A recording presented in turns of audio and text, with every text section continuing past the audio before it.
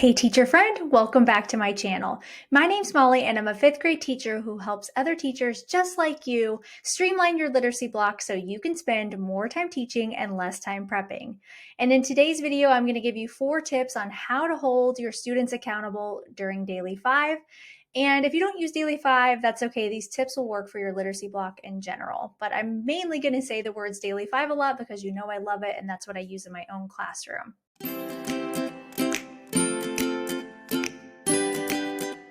Okay, so the key to making Daily 5 work really well is to hold students accountable, and that means having expectations for them to get their work done.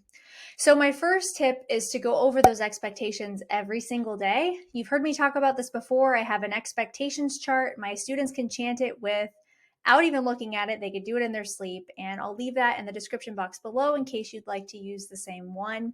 The same 5 expectations every single day that apply to every single station. We go over it right before we get started. I use the same expectations for Math Daily 3 as well.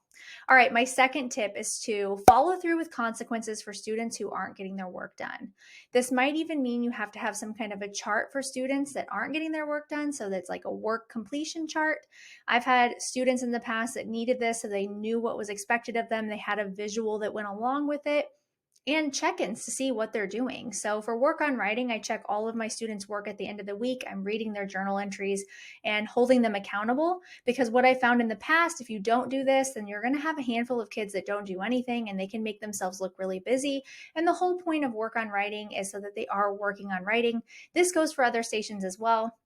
Work on writing is a really great one though, because you can check it in their journal. Word work is the same thing. If they have a sort that they're working with all week, at the end of the week, they're turning it in, and that's their accountability to you that they got all 5 steps done during that week. Okay, next, explicitly teach each station so that students know what's expected of them and there's no question. Talk about this all the time, but teaching each station until they master it. They need to build their stamina up before they can move on to the next one. The same goes for when you introduce a new activity. You have to explicitly teach it. Word work, you're going to have to teach again every week to every single group that you have so that they know what they're supposed to be working on, and then it makes sense so that they can independently work on it by themselves. All right, my last tip is to have students take ownership of their work and have a sense of pride in achieving their goals.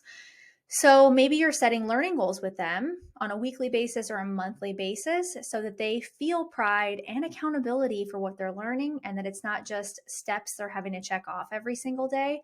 Teaching them the why things are important really helps with my students, but also showing its applicableness, if that's a word, to what they're going to be doing later down the road. I find this is really easy to do in 5th grade because they're a little bit more mature, but you can still do it in K1 as well. That's where I've had most of my background as a teacher. So explaining why they're doing something and holding them accountable is going to get their work done. There's always going to be a few exceptions to the rule. We've all had those students that are a tough nut to crack, but you can do it.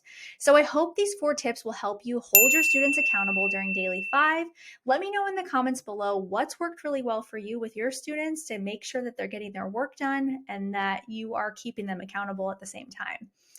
Thanks so much for watching this video, and always remember that you can streamline your literacy block with my free 10-step guide. I'll leave it in the comments below, and you can download it right away and start implementing the first 10 things that you should do to have a literacy block that allows you to get to all your guided reading groups without the pressure and stress that you're probably putting on yourself right now. Thanks so much for watching, and I'll see you next time.